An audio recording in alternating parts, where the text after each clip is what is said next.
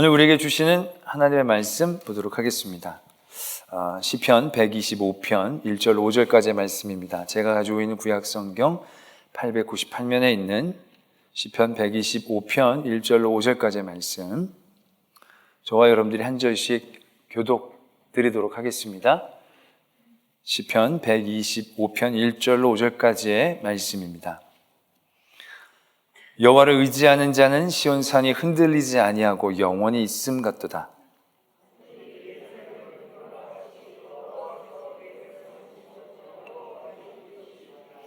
악인의 규가 의인들의 땅에서는 그 권세를 누리지 못하리니 이는 의인들로 하여금 죄악에 손을 대지 아니하게 함이로다.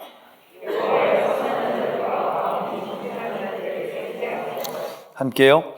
자기의 굽은 길로 치우치는 자들은 여호와께서 죄를 범하는 자들과 함께 다니게 하시리로다. 이스라엘에게는 평강이 있을지어다. 아멘. 하나님의 말씀입니다. 돌아온 탕자의 비유에 보면 둘째 아들이 모든 돈을 탕진하고 고생을 하죠. 고생을 하면서 아마 많은 고민을 했을 것입니다. 이제 내가 어떻게 살면 될까? 그다음에 집에 돌아갈 생각들을 여러 번 했을 겁니다. 그러다가도 아마 포기했을 겁니다. 내가 무슨 면이 있어서 집으로 돌아갈 수 있겠는가?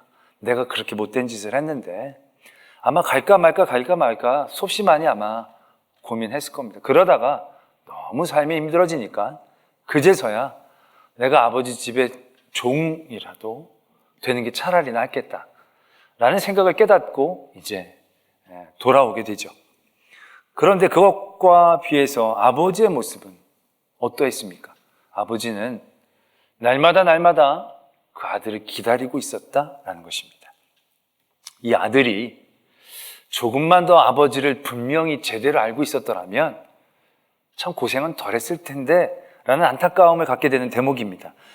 그렇게 날마다 마음에 벌써 그를 품고 기다리고 계시는 아버지가 내 아버지란 사실만 제대로 깨닫고 있었더라면 그렇게 고생 많이 안 해도 빨리 깨닫고 돌아올 수 있었을 터인데 참으로 안타깝다라고 생각하게 되는 대목입니다. 바로 그것입니다. 우리가 하나님을 잘 아는 것, 그건 대단한 우리의 능력이 되는 것을 아셔야 합니다. 하나님이 어떤 분이신가를 제대로 아는 게 우리의 능력의 아마 분량이 되는 것이고요.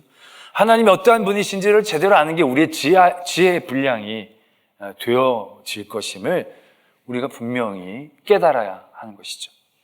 오늘 말씀 그것을 우리가 잊지 않기를 원하고 계십니다. 여호와를 의지하는 자는 시온산이 흔들리지 아니하고 영원히 있음 같도다, 이렇게 얘기하고 계시는 거죠. 여호와는 산같이 그곳에 계신다 라고 우리에게 말씀하고 계시는 것입니다. 산이 어떠한 의미를 갖고 있습니까? 산은 바람이 분다고 흔들리지 않습니다. 돌은 굴러가고 나무는 흔들리고 꺾일지라도 산은 바람이 분다고 흔들리는 그런 존재가 아닌 거죠. 홍수가 나서 물이 좀 씻겨 내려가는 경우는 있어도 산이 통째로 없어지는 경우들은 거의 없는 거죠. 산은 언제나 거기에 있는 거죠. 우리가 부른 찬양 중에 주님은 산 같아서 여전히 그 자리에 계셔. 눈을 들면 늘 거기에서 우리를 기다리시고 오는 우리들을 늘 품어주시는 그러한 존재, 이심을 우리가 깨닫는다는 것이 얼마나 우리에게 귀한 능력이고 지혜인가를 알아야 한다는 것입니다. 우리가 늘 그러한 것들을 흔들리지 않습니까? 하나님이 나를 기다리시지 않으셔. 하나님 날 두고 떠나셨어. 하나님 날 바라보지 않으셔. 가도 받아주시지 않을 거야? 우리의 얼마나 잘못된 생각이고 오해인가 우리가 아시기를 원하는 거죠. 신약에서도 누누이 그것들을 강조해 주시지 않습니까? 누가 그 어떤 것이 우리를 향한 하나님의 사랑에서 우리를 끊을 수 있으냐? 적신이나 죽음이나 기근이나 위협이나 칼이나 그 어떤 것이라도 이 세상에 있는 것들 가운데 우리를 향한 하나님의 사랑을 끊을 수 있는 것은 있다 없다? 없다. 분명히 말씀하고 계셨음에도 불구하고 우리는 그 지혜, 그 알미 우리에게 늘 적어지기 때문에 늘 불안하고 늘 떨리고 두려움 가운데 처하게 된다는 것이죠. 그래서 주님이 어떤 분이신지, 하나님이 어떤 분이시지 않다는 것은 우리에게 얼마나 큰 능력이고 지혜가 되어지는지를 분명히 우리가 깨달아야 한다는 것입니다. 어렸을 때 종종 했던 놀이 중에 땅 따먹기 놀이라는 게 있습니다. 뭐냐면 운동장에서 네모를 크게 그립니다. 그냥 귀퉁이에서 한 사람씩 조그맣게 원을 그리죠. 그래서 거기서 돌멩이 하나를 가지고 손가락으로 튀깁니다. 3번을 튀겨서 돌아오면 되는 겁니다. 그 안으로 들어오면 되는 거예요. 그러면 간 길마다 줄을 거서 그게 내 땅이 되는 거고요.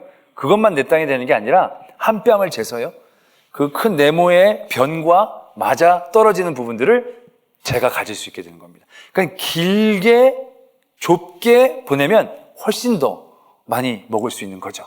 근데 처음에는 길게 못합니다. 왜냐하면 원이 작으니까 아주 소심하게 손가락으로 조금씩 툭툭 밀죠. 그럼 친구들이 쪼잔하다고 엄청 뭐라 그러죠. 그래서 그러기나 말기나 내가 살아야 되니까 괜히 멀리 갔다가 못 돌아오면 땡이니까 소심하게 갔다 옵니다. 그래서 조금씩 땅을 넓혀서 이제 어느 정도 한 4분의 1 정도 되면요, 그때부터 빵빵 지릅니다. 그래가지고 완벽하게 기선을 제압해서 땅을 갖게 되는 거죠. 왜요? 뒤가 든든하니까. 뒤가 든든하니까 나가는 것도 담대하게 나갈 수 있게 되어지는 거죠. 우리가 하나님을 의지하는 것은 이것과 같습니다. 우리가 하나님을 얼마나 의지하느냐, 우리가 의지하는 하나님이 어떠한 분이신가를 우리가 안다는 것은 우리가 얼마나 세상을 향하여 담대해질 수 있느냐, 세상을 향하여 우리가 얼마나 승기를 잡을 수 있느냐, 대단히 우리에게 중요한 요인이 되어진다는 사실들을 우리는 깨달아야 합니다. 우리가 의지하는 하나님이 작으면 우리는 세상을 향해 소심할 수밖에 없죠. 그러나 우리의 뒤가 든든하다면 우리는 세상을 향하여 뻥뻥 지를 수 있죠. 이래도 내가 살까? 이렇지 않죠.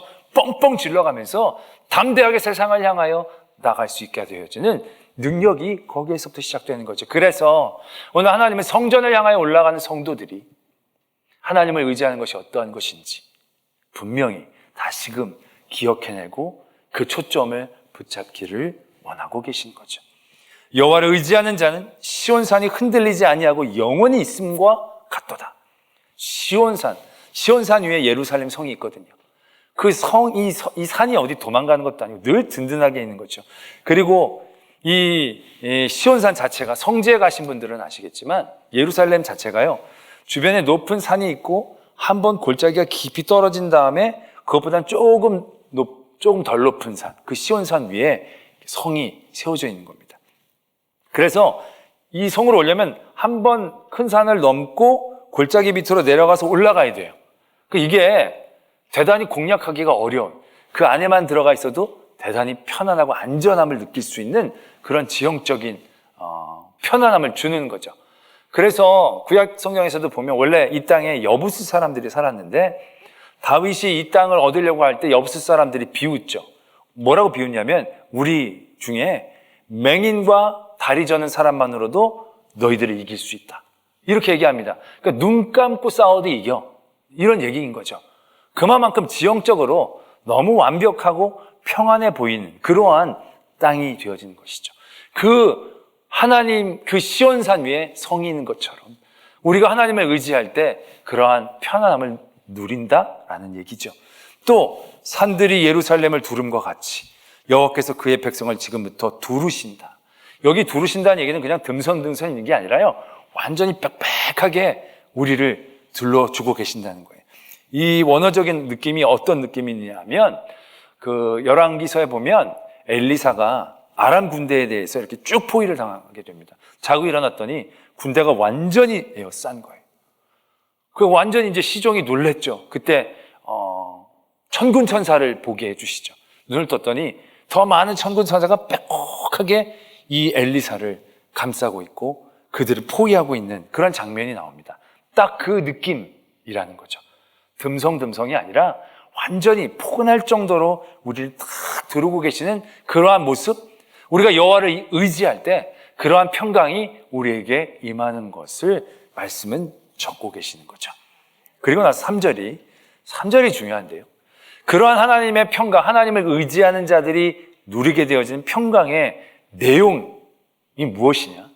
그게 3절의 말씀입니다. 악인의 규가 의인들의 땅에서는 그 권세를 누리지 못한다.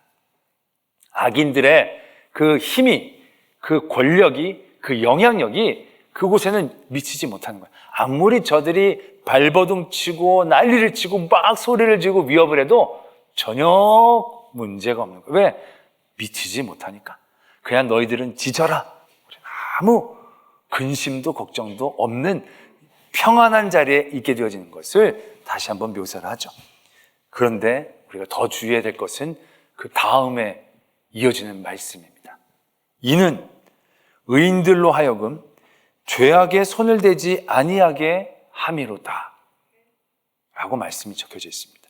오늘 우리가 더욱더 마음속에 깊이 깨달아야 될 부분이 이 부분입니다. 우리가 여호와를 의지할 때 여호와가 우리를 보호해 주셔서 우리가 예상되어지는 평안은 딱 이전까지입니다. 그러니까 그런 모든 악한 것들로부터 우리가 보호를 받고 그 안에서 우리가 평안하고 평강하게 지내는 상태. 그것이 여호와를 의지할 때 우리에게 주어지는 은혜의 모습인 것으로 생각이 됩니다. 근데 거기에 한 가지 더 분명한 이유를 붙이신다는 거죠. 그게 바로 뭐냐? 의인들로 하여금 죄악의 손을 대지 아니하게, 더 쉽게 말해서 죄의 유혹에 빠지지 않게, 죄악에 그들이 넘어지지 않게 해주는 상태까지를 의미하고 있다는 것입니다. 이 부분이요, 대단히 우리에게 이해가 쉽지 않은 부분이 됩니다. 베드로가 예수님이 물 위를 걸어오시는 걸 보면서 저도 물 위를 걷게 해달라고 요청을 합니다. 그때 예수님이 나오라 얘기를 하죠. 그래서 베드로가 인류 최초로 솔직히 물 위에 걸었습니다. 걷다가 바람이 불어서 빠집니다. 그때 그거 황급히 예수님을 바라보면서 살려달라고 외쳤을 때 예수님이 즉시 손을 내밀어 베드로를 건져주신 사건을 우리가 기억할 것입니다. 그런 일련의 사건들 가운데 여러분들께서 예상하시고 계시는 내가 하나님을 의지했을 때 누리는 평안의 자리는 어디쯤입니까? 대부분 우리가 예상하고 바라는, 그래서 여호와를 의지했을 때 우리가 얻게 되어지는 평강의 자리는 베드로가 물 위에 섰을 그때일 것입니다. 다른 사람들은 해보지 못한, 그래서 예수님을 바라보고 예수님을 의지하고 예수님께 요청했더니 예수님이 걸어라 그랬을 때 물에 빠질 수밖에 없는 부족한 인간이 물 위에 서게 되어지는 놀라운 은혜의 자리에 베드로가 선 겁니다. 그 자리가 우리는 여호와를 의지했을 때 누리는 평강의 자리일 거라고 생각합니다. 근데 그게 그 자리라고 한다면 3절 말씀에서 우리가 부딪히는 데를 만나게 됩니다. 그 하나님의 의지를 통하여 있게 되는 평강의 자리에서는 우리가 죄의 손이 닿지 않아야 돼요. 그 죄의 유혹을 받지 않아야 돼요. 악한 규가 우리를 넘지를 못해야 되는 거예요. 그들의 위협이 우리를 흔들지 못하게 되어지는 그 자리가 여호와를 의지할 때 누리게 되는 평강의 자리인데, 이 베드로가 물 위에 섰을 때 어떻게 됩니까? 물 위에 섰을 때 그는 그 죄에 노출됩니다. 그 두려움에 그는 서게 됩니다. 차라리 배 위에 있었더라면 그런 유혹 가운데 그가 빠지지 않았을 터인데, 하나님을 의지하고 예수님을 의지해서 물 위에 섰을 그때가 오히려 그가 바람을 무서워하고 물결을 무서워하는 그런 죄에 노출되어지는 장면이 연출되고 있다는 얘기죠. 그 자리가 하나님이 우리에게 주시려는 평강의 자리 아니라는 겁니다. 그런데 베드로가 물에 빠집니다. 그리고 예수님을 바라봅니다. 그래서 예수님만을 간절히 향하여 부르짖습니다. 그때는 바람도 물결도 그는 상관치 않습니다. 이게 지금 나에게 중요한 게 아니에요. 이게 지금 내 눈에 보이질 않아. 물결이 바람이 나를 위협해도 이게 나를 미치질 못해. 왜? 이건 난 이젠 다 잊었어. 이젠 예수님만 바라보면서 예수님만 붙잡는 거야. 예수님을 향해 간절히 소리치는 거야. 바람아 물러가라, 물결아 잔잔하라가 아니에요. 예수님 도와달라고 얘기하는 거예요. 그 자리가 삶의 자리에서는 어려움에 곤경에 빠진 자리이지만 악인의 규가 그를 주장하지 못하고 죄의 손이 닿지 않은 그 자리, 온전히 예수 그리스도만을 바라보며 간절함으로 주님께 집중하는 그 자리, 예수님만을 의지하는 그 자리, 3절에서 말하는 그 자리는 오히려 베드로가 물에 빠져서 다른 것에 두려움을 잊고 예수님만을 바라보는 그 자리에 더 가깝지 않는가라는 것이죠. 우리가 하나님을 의지하면서 하나님의 도움을 얻기를 원합니다. 시편 124편에도 우리의 도움이 천지를 지신 여호와에게서로부터 온다라고 고백을 하죠. 그래서 우리가 여호와를 의지합니다. 힘들고 어려운 삶의 모든 문제와 결핍과 부족의 자리에서 여호와를 의지합니다. 그리고 여호와를 의지할 때 우리가 어떤 결과들을 기대합니다. 오늘 여호와를 의지할 때 주님이 산 같아서 우리를 보호해 주시고 우리를 채워주는 어떤 그런 삶의 자리들을 결과물처럼 우리가 바라게 되죠. 그래서 우리가 병에 걸렸어요. 병에 걸리면 진짜 하나님 다른 방법이 별로 없을 때 진짜 간절해지지 않습니까? 간절해져서 하나님 도와달라고 살려달라고 주님만을 의지했어요. 그래서 병에서 나았어요. 그 병에서 나은 자리가 우리가 평강의 자리라고 생각하죠. 근데 이 평강의 자리에 쓰면 오늘 3절에서 말씀하는 것처럼 이제 더 이상 악한 것들이 규가 나를 범접지 못해야 되지 않습니까? 그렇다면 우리가 솔직히 병에 걸려 아플 때는요, 친구가 놀러 가자. 거기 흔들리지 않습니다. 지금 노는 게 보이지 않아요. 누군가 내가 비행기 표까지 끊어놨어. 우리 같이 해외여행 가자. 그게 무슨 소용이 있어요? 내가 지금 아파 죽는데. 야, 캠핑카 샀어. 같이 한번 타고 가자. 그런 로망이 없어지지 않습니까? 캠핑이 뭐예요? 그런 거 아무것도 거기에 흔들리지 않잖아요. 오직 병에만 낫기를 원하고.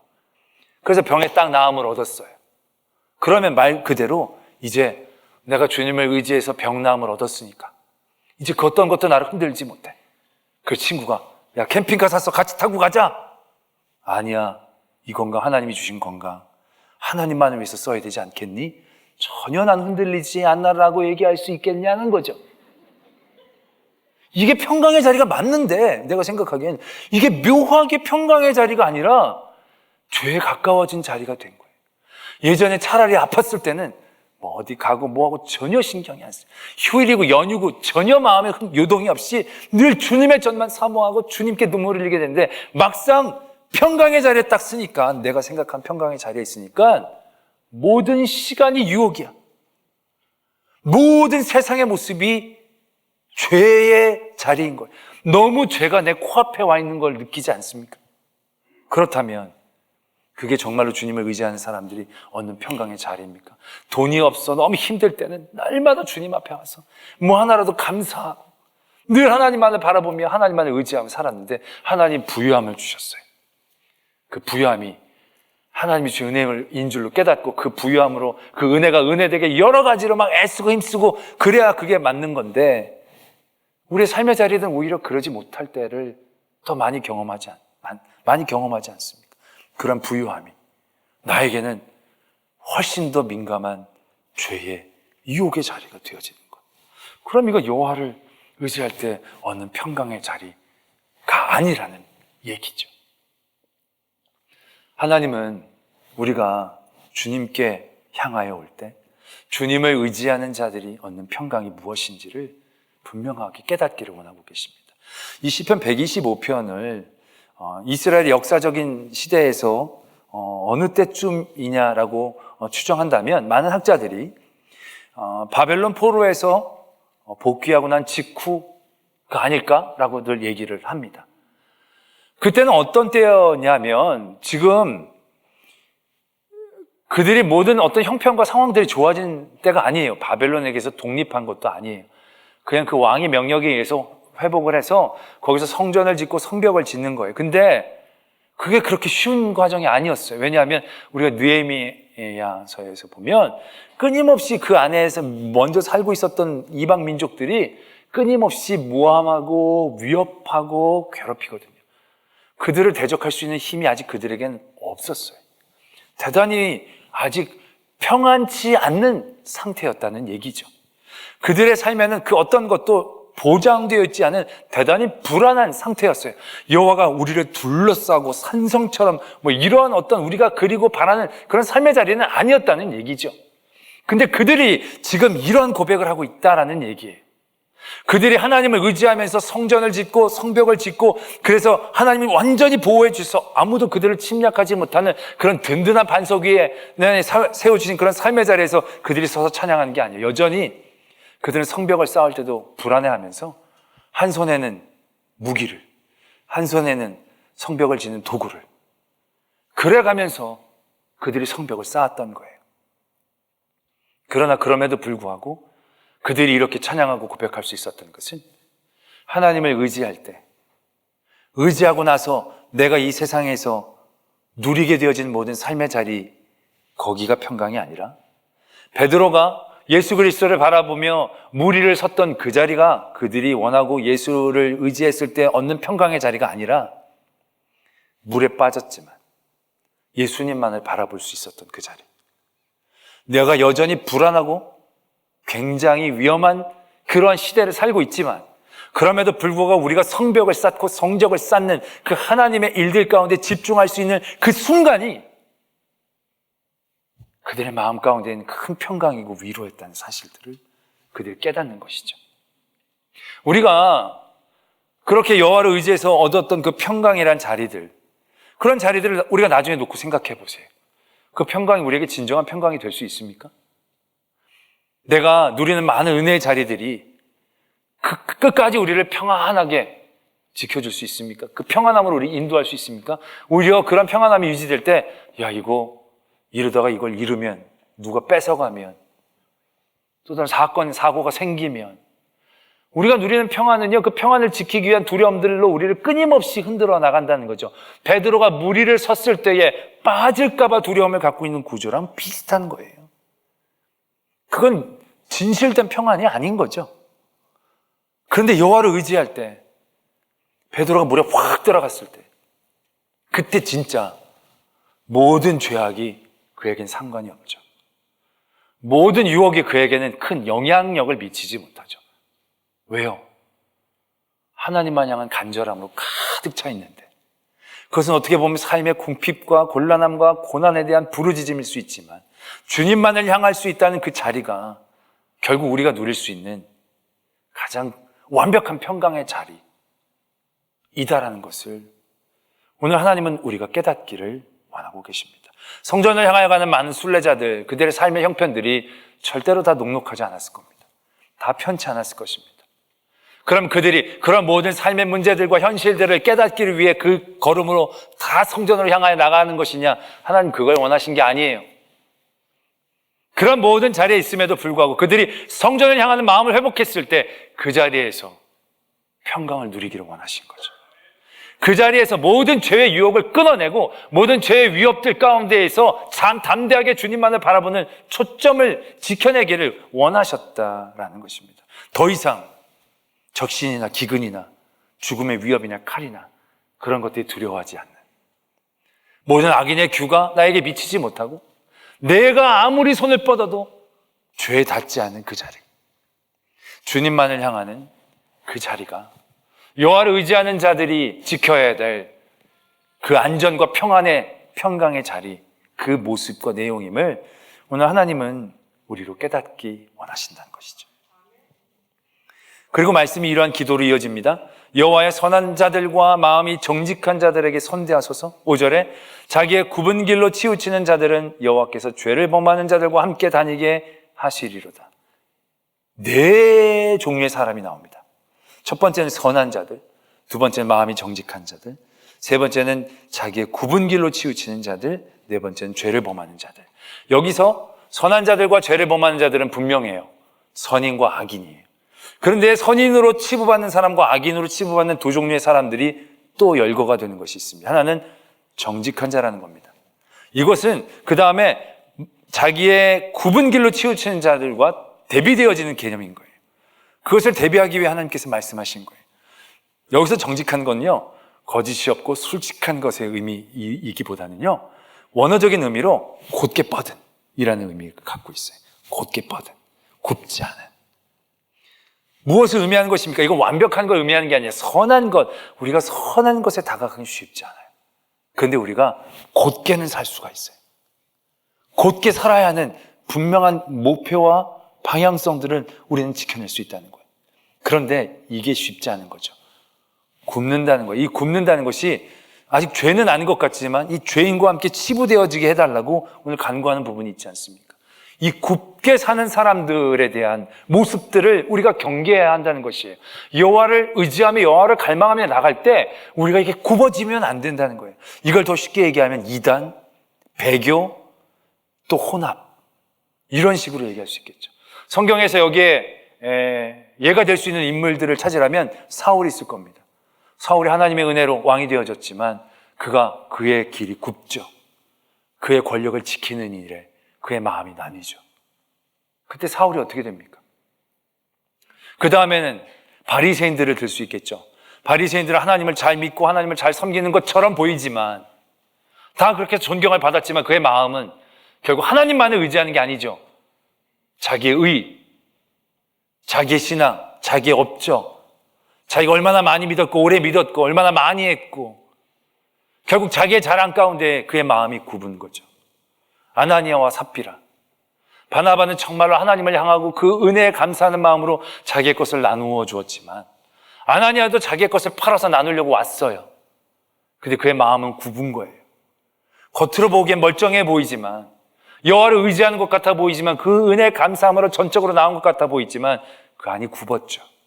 사람들에게 칭찬받고 싶어하는 공명심, 그러한 마음을 갖고 있었던 사람들의 결말이 얼마나 어렵고 위험한가. 대표적으로 가룟 유다, 예수님의 제자가 되었지만 예수님만 전적으로 바라보며 의지하며 나가는 걸음이 아니었죠. 그의 사리 사욕들, 정욕들, 그가 그리고 기대했던 모든 것들을 만들고 싶어 했던 그 자리에서 예수 그리스도를 따라간 거죠. 그걸 의지한 게 아닌 거죠. 어떻게 보면 예수 그리스도를 의지함으로 그가 누려야 될 것들을 온전히 누리지 못한 안타까움, 어리석음 가운데 그들이 처해 있는 거죠. 더 온전히 하나님께, 더 온전히 예수 그리스도를 바라보며 그 갈망함으로 나갔었더라면 그들이 얼마나 더 귀한 은혜를 그 안에서 누릴 수 있었을 터인데, 우리가 정말로 은혜를 누리는 그 자리는 우리가 정말로 어려움 가운데 간절함으로 다른 건 안 보이고 하나님만을 보이는 그 자리에서 누리는 은혜입니다. 그것을 통해서 내가 병 고치고 그런 어떤 세상적인 자리가 진짜 우리에게 주어진 은혜의 자리가 아니고, 그런 일들을 통하여 하나님만을 바라보는 그 자리, 다른 어떤 것도 나를 흔들지 못하고 어떤 것에서 마음 뺏기지 않고 시선을 빼앗기지 않고 온전히 하나님께만 나가는 그 자리, 너무 슬프고 너무 고통스럽고 너무 안타깝지만 하나님만을 바라보는 그 자리, 그 자리가 우리가 얻을 수 있는 가장 은혜된 자리인 거죠. 그 자리에서 하나님을 알고, 그 자리에서 하나님을 느끼고, 그 자리에서 하나님을 만나고, 그 자리에서 더욱더 하나님을 의지하게 되어지고, 그게 깊으면 깊을수록 그 감동과 기쁨과 평안함을 느끼면 느낄수록 우리가 하나님의 은혜의 자리에 섰을 때 그 은혜가 유혹이 되지 않고 더 큰 은혜가 될 수 있는 그런 자리로 나아갈 수 있는 그런 성도가 되어질 수 있는 거죠. 성경에서 보면 하나님을 의지하고 하나님께 은혜를 받은 사람 중에 정말로 그 은혜를 은혜되게 지켜낸 사람들의 이야기들은 진짜 많지 않아요. 아브라함, 다윗 정도가 다일 겁니다. 그래서 성경은 참으로 많은 믿음의 사람들이 끊임없이 어려움을 당하고 있는 것이 아닌가라는 생각을 갖게 됩니다. 왜요? 그들이 주님을 의지하게 하기 위해서, 더 온전한 의지를 하나님이 원하시기 때문에. 다윗이 보면 정말로 그 힘들고 어려울 때 그 어려움에서 벗어나는 것에 매이는 게 아니잖아요. 어려움의 자리를 깊게 누리고 그 어려움의 자리에서 하나님을 만나는 일에 굉장히 집중하잖아요. 시편이 그런 얘기들이 굉장히 많거든요. 그거 힘들고 어려울 때 하나님을 찬양하고 하나님을 붙잡는 거, 그 상황과 환경들이 바뀌어진 게 아님에도 불구하고 그 자리에서 하나님을 의지했을 때 그 자리에서 하나님이 내 영혼 가운데 주시는 그 용기와 그 담대함들, 여러 많은 대적들이 나를 여전히 아울러 싸고 있지만 그 규가 나를 범접하지 못하고 그 두려움 때문에 내가 죄악에 빠지지 않는 그 자리, 어떻게 보면 세상의 육적인 모든 것들로부터 진공 상태가 되어져서 영적인 그 안에서 머무르고 있는 그 자리에서의 누리는 평강과 기쁨들, 발을 편히 뻗고 누워 잘 수 있는 그 담대함들, 그게 정말로 하나님을 의지하는 자들이 누릴 수 있는 평강의 귀한 은혜의 모습이다라는 것이죠. 하나님은 오늘 성전을 향하여 가는 이들이 그것을 알기를 원하십니다. 오늘 하나님 앞에 예배를 드리러 나오신 모든 분들, 하나님께 기도하고 하나님을 의지함으로 삶의 결핍과 부족들을 채우기를 원하시는 것들이 있을 것입니다.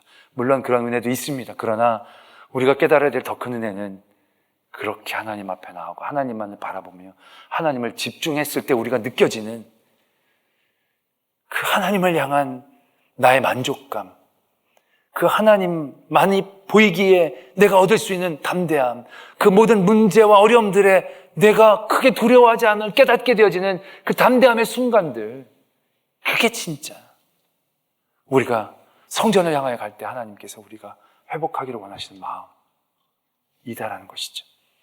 오늘 이 시편의 말씀을 통해서 우리의 평강의 자리를 다시 바라보기를 원합니다.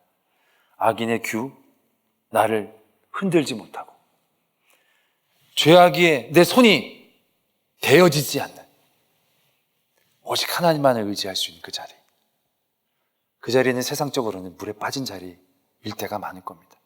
그 자리가 곤견과 어려움의 자리가 아니라 주님을 의지하는 평강의 자리, 시작이라는 것을 깨닫고 그 자리에서 더 깊은 하나님의 은혜를 발견하고 누릴 수 있는 저와 여러분들이 되어지기를 도전합니다. 함께 우리 말씀을 생각하며 기도하기를 원합니다. 우리가 너무 내가 원하는 평강만 바라보다가 정말 우리가 누려야 될 평강의 자리를 놓치는 어리석음 가운데 있지 않는지, 우리가 하나님을 제대로 알고 제대로 신뢰해야 그것들을 누릴 수 있는데 우리는 늘 내가 원하지 않는 평강의 자리에 내가 설 때 늘 우리는 의심하고 흔들리죠. 그러나 하나님, 산같이 서 계신 하나님이십니다. 그 하나님을 의지함으로 더욱더 하나님만 의지할 수 있는 그 자리에서 누릴 수 있는 평강을 누리기 원합니다. 이러한 기도의 제목으로 하나님 앞에 나가겠습니다. 사랑과 내 하나님 아버지, 오늘 말씀을 듣습니다. 주의 성전을 향하여 나갈 때 우리가 진정하고 바라야 될 평강의 자리가 무엇인지 깨닫기를 원합니다. 주여, 우리를 도와주시옵소서. 우리를 깨닫게 하여 주시고 하나님, 세상에서의 평안한 자리가 아니라 정말 주님만을 의지하고 바라보는 그 자리에서 진정한 평강을 누릴 수 있는 저희들 되게 하여 주시옵소서. 세상의 미혹의 영혼들로부터 흔들리지 않는 그 자리들을 늘 바라보고 누리고 경험할 수 있는 저희들 되게 하여 주시옵소서. 우리에게 주신 은혜가 유혹이 되어짐을 경험합니다. 우리에게 주신 평강의 자리가 오히려 더 두렵게 하는 자리가 되어짐을 깨닫습니다. 그 자리가 하나님 우리에게 주시고자 하시는 진정한 평강의 자리가 아님을 깨닫게 하시고 온전히 더 주님을 바라보며 주님만 의지할 수 있는 그 자리, 그래서 어떠한 악한 유혹도 나를 흔들지 못하고 그러한 것들 관심 우리가 갖지 않고 그러한 것들이 눈에 보이지도 않고 하고 싶지도 않고 온전히 주님만을 바라볼 수 있는 그 자리에, 그 자리에서 진정한 평강이 시작되어짐을 깨닫게 하시고 그 자리에서 주시고자 하시는 하나님의 은혜를 꼭 붙잡을 수 있는 저희들 되게 하여 주시옵소서. 이 싸움에 예수 그리스도의 이름으로 기도드립니다. 아멘.